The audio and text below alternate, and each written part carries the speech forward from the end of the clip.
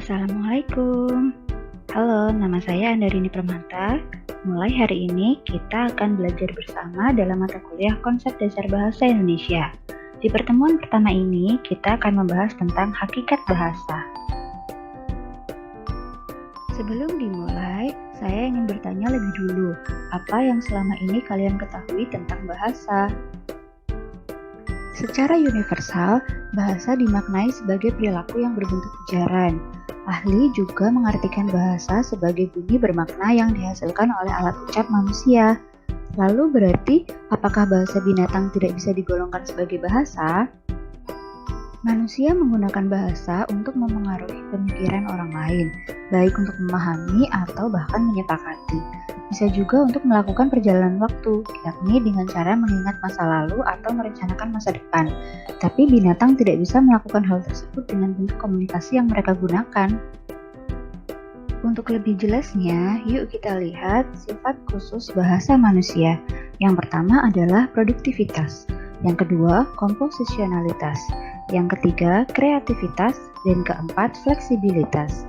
Bahasa manusia tidak memiliki jumlah batasan kalimat. Manusia bisa memahami dan menyusun kalimat-kalimat yang baru saja dilihat hanya karena telah memahami jutaan kosakata. Manusia mampu memahami suatu kalimat bukan karena pernah membaca atau mendengarnya. Kita telah mengetahui makna tiap bentuk dasar kata-kata di dalamnya, serta mengetahui bagaimana menggunakannya dalam suatu susunan, sehingga menjadikannya bermakna. Inilah yang disebut dengan tata bahasa. Manusia dapat menentukan kalimat-kalimat yang akan diucapkannya sesuai dengan konteks. Karena tiap bahasa memiliki rasa, manusia mampu menggunakan kreativitasnya untuk memilih kata yang sesuai dengan situasi dan makna kalimat yang digunakan. Contoh, kata meninggal, mati, mampus, masing-masing punya rasa yang berbeda. Istilah atau perumpamaan yang digunakan oleh manusia dapat berkembang seiring perubahan zaman. Contoh, kata kekinian yang dulu tidak digunakan, sekarang muncul sebagai kata yang bermakna up to date. Namun bisa jadi kata ini akan hilang beberapa waktu ke depan dan digantikan kembali oleh kata yang lain. Setelah mempelajari tentang sifat bahasa, kita akan beralih pada ciri-ciri bahasa. Yang pertama, bahasa itu bermakna. Kedua, bahasa bersifat arbitrter. Yang ketiga, bahasa itu konvensional dan universal. Yang keempat, bahasa punya variasi. Dan terakhir, bahasa menjadi identitas penuturnya. Bahasa merupakan lambang bunyi yang melambangkan suatu makna tertentu. Contoh, lambang bunyi singa akan mengacu pada binatang buas yang menjadi raja hutan. Jadi, bunyi yang tidak bermakna tidak dapat disebut sebagai bahasa. Arbitrter berarti tidak ada hubungan pasti antara lambang bunyi dan makna. Manusia punya kebebasan untuk menentukan lambang dan makna bunyi bahasa yang digunakan.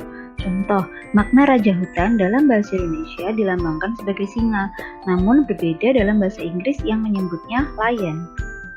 Sekelompok manusia harus mematuhi konvensi bahwa suatu lambang bunyi mewakili suatu makna.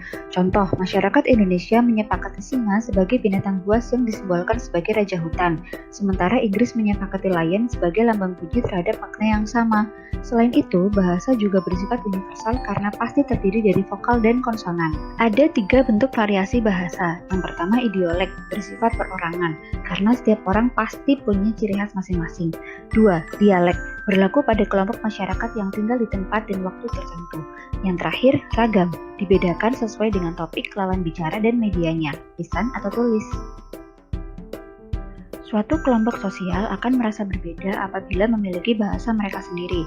Contoh, Indonesia yang memiliki bahasa nasionalnya sendiri akan merasa lebih bangga di mata dunia. Bahasa punya 7 fungsi. Yang pertama, instrumental, yakni untuk memenuhi kebutuhan atau menyampaikan keinginan. 2. Regulatory, untuk mengontrol perilaku orang lain seperti menyuruhnya atau melarangnya melakukan sesuatu. 3. Interaksional, untuk berinteraksi dan menjalin hubungan sosial dengan orang lain. 4. Personal, untuk menyampaikan pendapat atau pemikiran diri sendiri.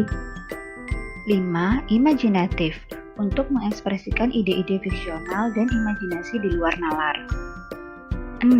Heuristik, untuk mencari informasi, fakta, serta keterangan yang ingin diketahui seseorang. Terakhir, informatif, untuk memberikan informasi, fakta, serta keterangan kepada lawan bicara.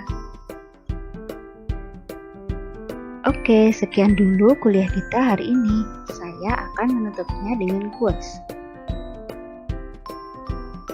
Language brings with it an identity and a culture, or at least the perception of it. Oke, sampai jumpa lagi. Bye-bye.